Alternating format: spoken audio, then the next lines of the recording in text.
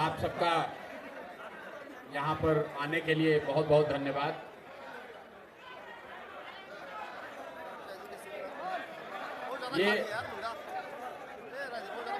ये कोई रैली या धरना प्रदर्शन नहीं है। जैसा कि आपको मालूम है, पिछले 14 दिनों से छात्रों के संघर्ष के समर्थन में जन स्वराज परिवार की ओर से और बिहार के युवा होने के नाते मैंने अपनी तरफ से एक प्रयास, एक कोशिश करी है ताकि छात्रों के साथ न्याय हो सके। इस लड़ाई की शुरुआत प्रशांत किशोर ने नहीं की है। इस संघर्ष की शुरुआत बिहार के उन छात्रों ने की जिनका ऐसा मानना है कि बीपीएससी के एग्जाम में भारी अनियमितता हुई और जब ये छात्र गर्दनी बाग में अपनी मांगों को लेकर लोकतांत्रिक तरीके से अनशन पर बैठे तो जिस तरह की संवेदनशीलता सरकार को दिखानी चाहिए थी, सरकार ने वो नहीं दिखाई। हम जैसे लोग, जैसा कि आप जानते हैं कि 25 दिसंबर को जब इन बच्चों पर लाठी चलाई गई, उस दिन मैं पहली बार गर्दनी बाग, इनको अपनी ओर से मैंने समझाने की भी कोशिश की थी कि सरकार को, व्यवस्था को हम लोग को 2-3 दिन समय देना चाहिए। वो समय दिया भी गया, लेकिन सरकार की ओर से कोई बहुत सकारात्मक पहल नहीं हुई। 29 तारीख को गांधी मैदान में छात्रों ने, युवाओं ने मिलकर छात्र संसद किया। इस पूरे अभियान आंदोलन में 29 तारीख को मेरे भरोसे पर जब छात्र यहाँ जुटे, जब मैंने उनको आश्वासन दिया, जब तक प्रशांत किशोर खड़े हैं, हमारे रहते हुए पुलिस बर्बरता नहीं करेगी, आप पर लाठी नहीं चलाएगी। 29 तारीख को पहली बार प्रशासन ने उस भरोसे को तोड़ा, क्योंकि मेरे हट जाने के बाद, इस जगह से जाने के बाद बच्चों पर फिर से लाठी चली। उसके बाद से, जैसा आपको मालूम है, 2 तारीख से हमने आमरण अनशन शुरू किया है और उस दौरान सरकार की ओर से कुछ पहल भी हुई। माननीय राज्यपाल महोदय भी बच्चों से मिले, मुख्य सचिव भी मिले, लेकिन अभी तक कुछ उसमें सरकार की ओर से इस मुद्दे का समाधान निकालने के लिए कोई प्रयास नहीं किया गया। आज न्यायालय में इस पूरे प्रकरण पर सुनवाई शुरू हुई है। मुझे पता नहीं है, शायद आप लोगों को जानकारी होगी, कुछ ही क्षण में न्यायालय का शायद कुछ निर्णय भी आए। हम लोग आशा और विश्वास रखते हैं कि छात्रों को कम से कम न्यायालय से न्याय मिलेगा। लेकिन इस अनशन के दौरान 5वें-6वें दिन जो गांधी मैदान में हुआ, वो मीडिया और बिहार के लोगों के सामने है। तो 4-5 दिन सोचने समझने के बाद अब हम लोगों ने ये तय किया है कि सिर्फ अब छात्रों की लड़ाई लड़ने से बात नहीं बनेगी। कहीं न कहीं बिहार में गांधी जी के बताए हुए रास्ते को लेकर आगे चलने की जरूरत है। समाज में लोगों को जगाने, समझाने की जरूरत है। इसलिए आज से यहाँ से जन स्वराज के साथियों के साथ, अपने छात्र मित्रों के साथ हम लोग इस सत्याग्रह की शुरुआत कर रहे हैं, जिसमें अब मैं गांधी मैदान से तो पुलिस ने उठा दिया, लेकिन अब मैं जहां रहता हूं उसको छोड़कर इसी आश्रम में, जो आप ये व्यवस्था देख रहे हैं, जो अभी बनने की प्रक्रिया में है, अब यहीं पर रहेंगे और यहीं से जन स्वराज का सारा कार्यक्रम चलाया जाएगा। लेकिन उससे बढ़कर ये इस जगह को हम लोग इस तरह से बनाना, विकसित करना चाहते हैं ताकि बिहार का हर वो व्यक्ति जो यहाँ की व्यवस्था से दुखित है, यहाँ की व्यवस्था का पीड़ित है, उन सारे लोगों के लिए ये प्लेटफॉर्म, ये आश्रम आवाज बने, उनके साथ हम लोग खड़े हो सके, उनके दुख दर्द के साथी बन सके।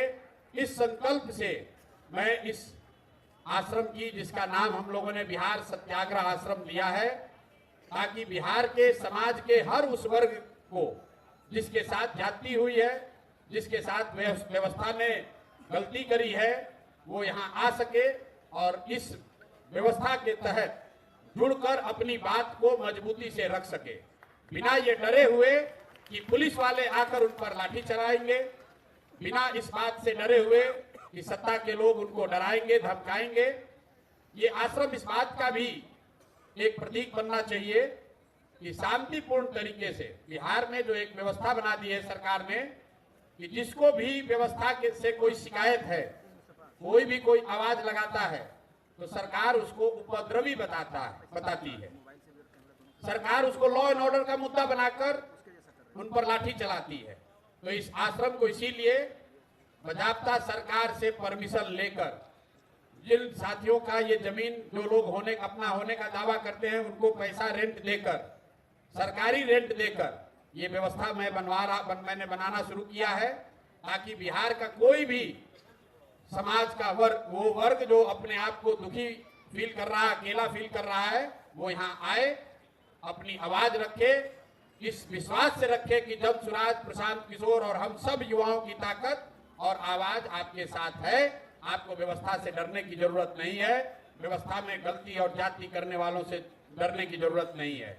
इस आश्रम को शुरू करने के पीछे एक संकल्प ये है कि आने वाले 8 हफ्तों में बिहार से 1 लाख युवाओं को, जिसको याद रखिए, 1 लाख युवाओं को इस आश्रम में लाकर सत्याग्रह की ताकत और उसके द्वारा बिहार के समाज की चेतना को पुनर्जीवित करने के लिए ऐसे 1 लाख छात्रों को, युवाओं को यहां से प्रशिक्षित करेंगे ताकि वो जाएं और बिहार की समाज को जगाएं, उनको बताएं, समझाएं कि मेरे भाई, जातीय और धार्मिक उन्माद में पड़कर जब तक वोट देते रहोगे तब तक इसी तरह की असंवेदनशील व्यवस्था को आपको झेलना पड़ेगा। एक बार अपने और अपने बच्चों के भविष्य के लिए, उनके अच्छी शिक्षा के लिए, उनके रोजगार के लिए, बिहार में पलायन बंद हो उसके लिए, किसानों की समृद्धि हो इसके लिए, महिलाओं को रोजगार मिले इसके लिए, इन संकल्पों के साथ ये रास्ता युवाओं को मिले कि सत्याग्रह के जरिए इन संकल्पों को कैसे पूरा किया जा सकता है। इसी उद्देश्य से अगले 8 हफ्ते कम से कम इस आश्रम में रहेंगे, परमानेंट रहेंगे और यहीं से उन युवाओं के साथ मिलकर उनको प्रशिक्षित करके पूरे बिहार के समाज को जगाने, समझाने का प्रयास किया जाएगा। और इसी संकल्प को लेकर अब इस सत्याग्रह की यहाँ से शुरुआत कर रहे हैं। प्रशासन को, सरकार को कोई डरने की जरूरत नहीं है। हम लोग कोई रैली नहीं करने वाले हैं, कोई धरना प्रदर्शन नहीं करने वाले हैं, सरकार पर कोई सड़कों पर तोड़ फोड़ नहीं करने वाले हैं, लेकिन बिहार में सत्य की राज की स्थापना हो इसके लिए युवाओं को जगाने, समझाने वाले हैं। बिहार में सत्य के राज की स्थापना हो इसलिए ये सत्याग्रह शुरू कर रहे हैं। बिहार के हर बच्चे को, गरीब अमीर बच्चे को अच्छी शिक्षा की व्यवस्था हो इसलिए इस सत्याग्रह को शुरू कर रहे हैं। बिहार के लोकतंत्र को लाठी तंत्र बना देने वाले व्यवस्था के खिलाफ डरे हुए लोग हिम्मत करके खड़ा हो सके इसलिए इस सत्याग्रह की शुरुआत कर रहे हैं। बिहार का हर किसान हरियाणा, पंजाब के किसान की तरह धनी और समृद्ध बन सके इसलिए इस सत्याग्रह की शुरुआत कर रहे हैं। बिहार में धरना प्रदर्शन करने वाले लोग, अपनी आवाज उठाने वाले लोग, सरकार द्वारा नियंत्रित गर्दनी बाग के किसी एक कोने में बैठकर अपनी आवाज ना उठाए, गंगा के किनारे वो बड़ी इस व्यवस्था से खड़े होकर आवाज उठाएं, इसलिए इस व्यवस्था को बना रहे हैं। इसी आश्रम में उन छात्रों के लिए भी व्यवस्था बनाई जाएगी जो गंगा के किनारे पढ़ने के लिए मजबूर हैं, जिनके लिए कहीं पढ़ने की सुविधा नहीं है। वो छात्र यहाँ आ सकते हैं, अपना प्रशिक्षण का काम पूरा कर सकते हैं, इस व्यवस्था को इस्तेमाल कर सकते हैं। आने वाले समय में यहाँ कम से कम 5000 लोगों के रहने, उनके प्रशिक्षण की व्यवस्था आपको देखने को मिलेगी। इसी संकल्प के साथ हम लोग शुरुआत कर रहे हैं। अभी कोर्ट का निर्णय आएगा तो शायद आपके और उससे जुड़े हुए कुछ सवाल भी होंगे। आप में से कुछ लोग ये भी शायद पूछना चाह रहे होंगे कि आज आप अनशन क्यों खत्म कर रहे हैं। मैंने अपने से आज का दिन तय नहीं किया था, लेकिन ऊपर वाले की आप बनाई हुई जो व्यवस्था है वो देखिए। आज ही न्यायालय में इस केस की सुनवाई शुरू हुई है और संजोग ऐसा बना है कि आज मैं अनशन को भी खत्म कर रहा हूं और यहां से बिहार में सत्य के राज की स्थापना के लिए सत्याग्रह की शुरुआत कर रहे हैं। और आप सबका आशीर्वाद, आपके गुण विशेष की जरूरत है। बहुत बहुत धन्यवाद।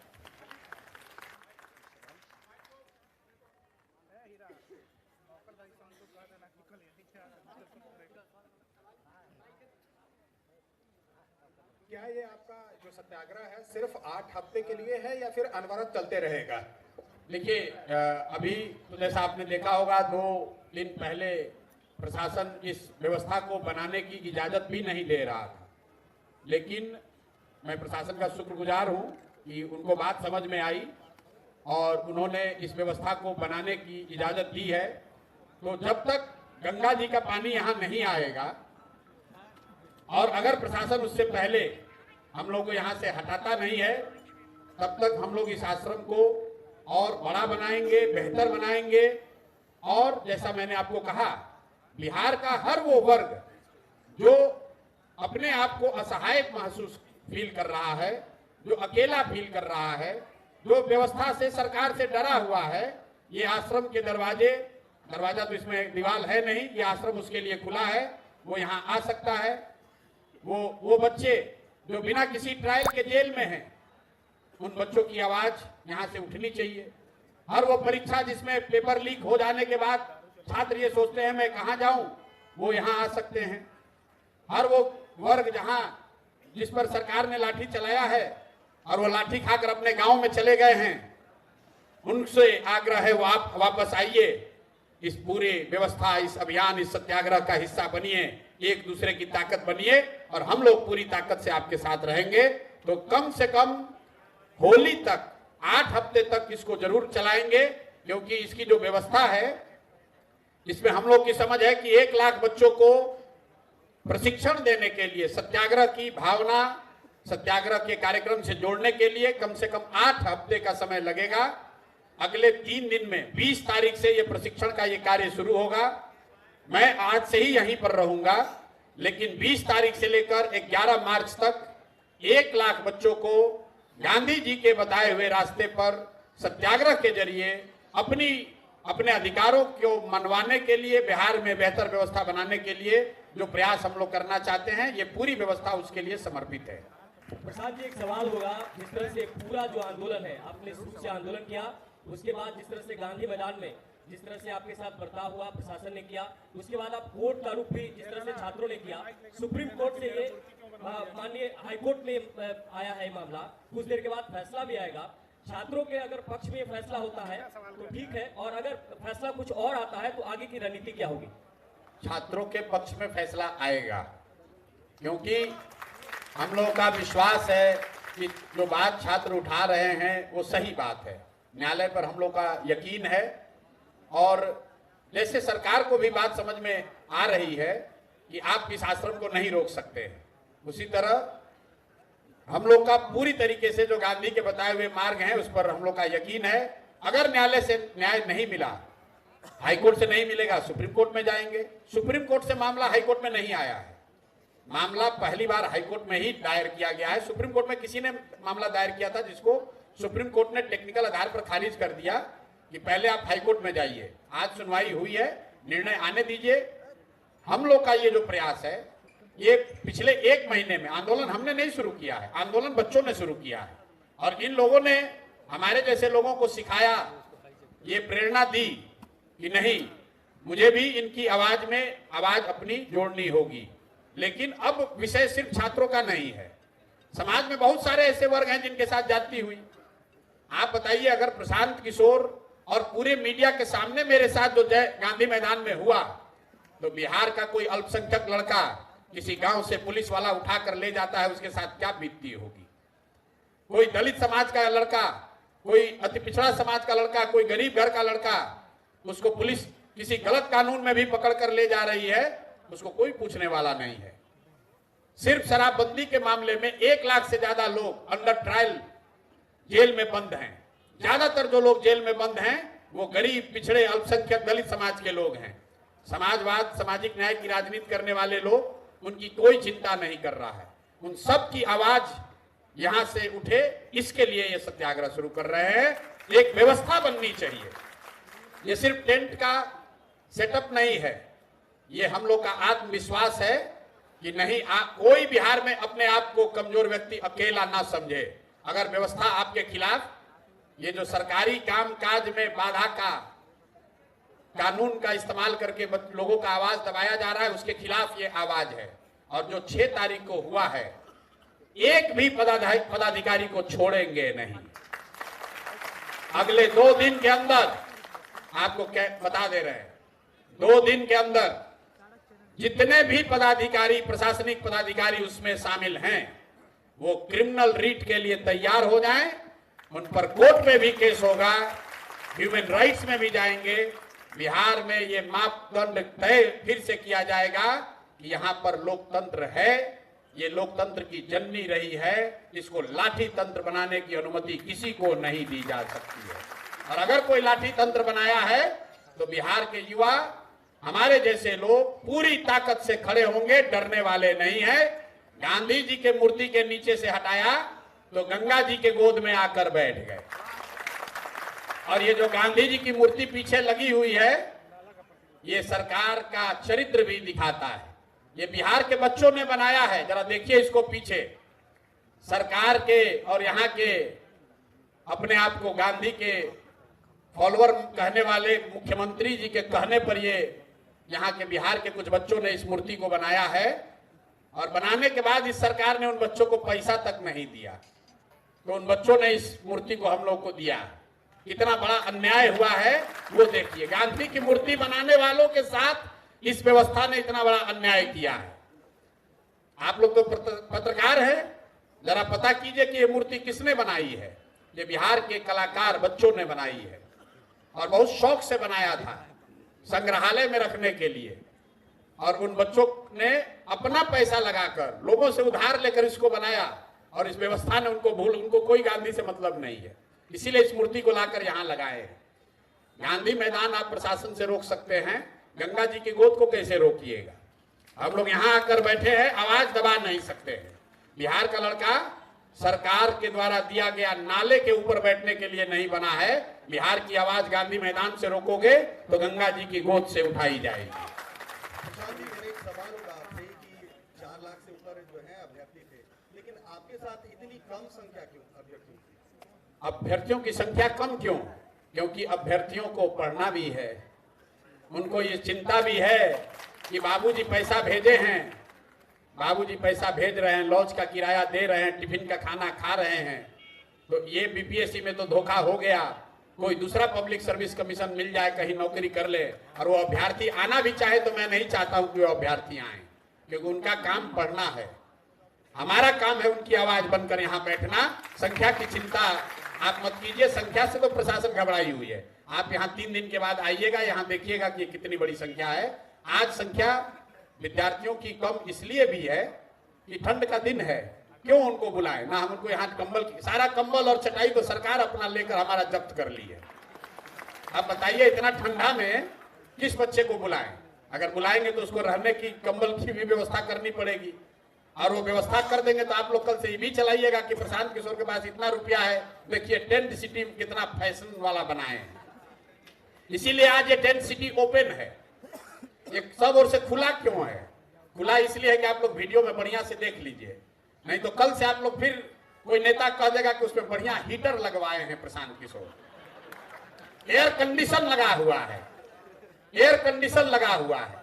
तो जिनको जिनको लग रहा है कि ये टेंट सिटी बड़ा सुविधा वाला है, मैं उनको जरूर आमंत्रित कर रहा हूं, आओ भैया एक रात यहाँ पर बिताओ, हम लोग के साथ खिचड़ी भी खाओ और इस ठंड में यहाँ पर एक रात भी बिताओ। ठीक है प्रधान जी, जो टेंट सिटी आपने बनाया है, क्या इसके लिए एडमिनिस्ट्रेशन से आपको परमिशन मिली है? क्योंकि जिस तरीके से खबरें चली थी, क्या पूरा आगे का है वो बता दीजिए। और जो स्टाइल ऑफ पॉलिटिक्स आप कर रहे हैं उससे आप क्या देख रहे हैं 2025 के चुनाव में, आपके सक्सेस रेट पे क्या रहेगा और नहीं रहेगा? भैया टेंट सिटी का परमिशन सरकार ने नहीं दिया, ये तो आपको पता है, आप लोगों ने पहले उसको न्यूज में चलाया भी। लेकिन एक दिन के बाद प्रशासन को ये बात समझ में आई कि अगर यहाँ नहीं लगाने देंगे तो कहीं दूसरे जगह लगा देंगे। तो उनको लगा कि चलो अच्छा है, गांधी मैदान में हम लोग सरकारी परेड करेंगे, गणतंत्र दिवस मनाएंगे, कि गंगा के किनारे ये लोग ठंडा में अपने आप थक के भागेगा, तो इसलिए सोच समझ के दिया होगा। लेकिन वो मजाक की बात है। सीरियस बात यह है कि प्रशासन के लोगों से हम लोग की बातचीत हुई, उन लोगों को ये बताया गया कि हम लोग कोई ऐसा काम नहीं कर रहे हैं जो गैर कानूनी है। बिल्कुल गांधी जी के बताए हुए रास्ते पर बिहार के बच्चों को सत्याग्रह, उसकी ताकत और उसका उनके जीवन में क्या उपयोग हो सकता है, उसके लिए प्रशिक्षण के लिए एक आवासीय यहाँ केंद्र बना रहे हैं। उन्होंने बात को समझा और परमिशन दिया है, तभी ये लगा है। अभी बनना शुरू हुआ है, 2-3 दिन में पूरा बन जाएगा। 20 तारीख से यहाँ, जैसा मैं आपको बता रहा हूँ, हर दिन इसमें 5000 लोगों के प्रशिक्षण की व्यवस्था रहेगी।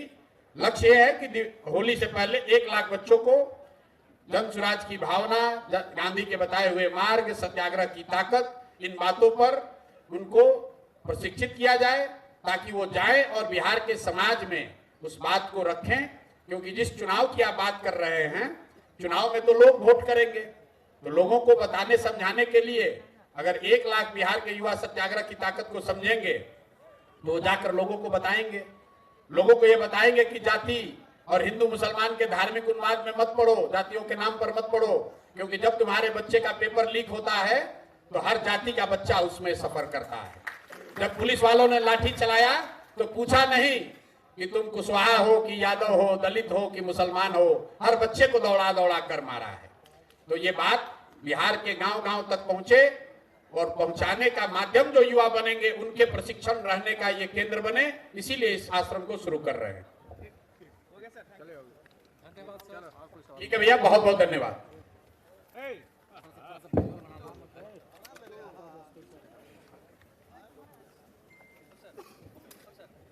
एक आग्रह आप लोग से, अंतिम बात कहनी रह गई। आप लोग कैमरा अपना, इस आश्रम से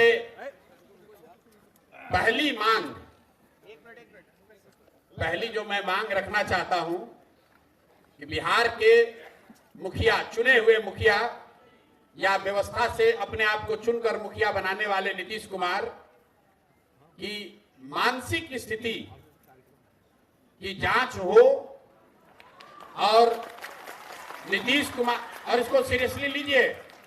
मैं ये मांग करता हूं कि बिहार के 13 करोड़ लोगों का नेतृत्व जो व्यक्ति कर रहा है, उनकी मानसिक स्थिति, मानसिक मेंटल हेल्थ पर सरकार आधिकारिक तौर पर एक विज्ञप्ति, एक रिपोर्ट जारी करे कि क्या मानसिक तौर पर नीतीश कुमार स्वस्थ हैं बिहार को चलाने के लिए और बिहार के लोगों की समस्याओं को सुलझाने के लिए।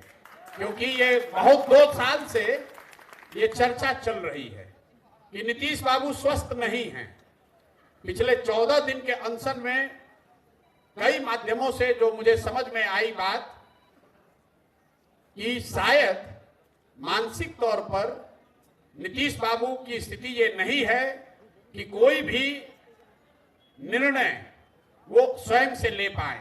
तो मैं आपके माध्यम से इस आश्रम से पहली मांग रखता हूं कि यहां पर मेडिकल पैनल बने, सरकार खुद से बनाए, अपने ही डॉक्टर से जांच करवाए, लेकिन कम से कम ये बताए कि नीतीश बाबू की मानसिक स्वास्थ्य की स्थिति क्या है।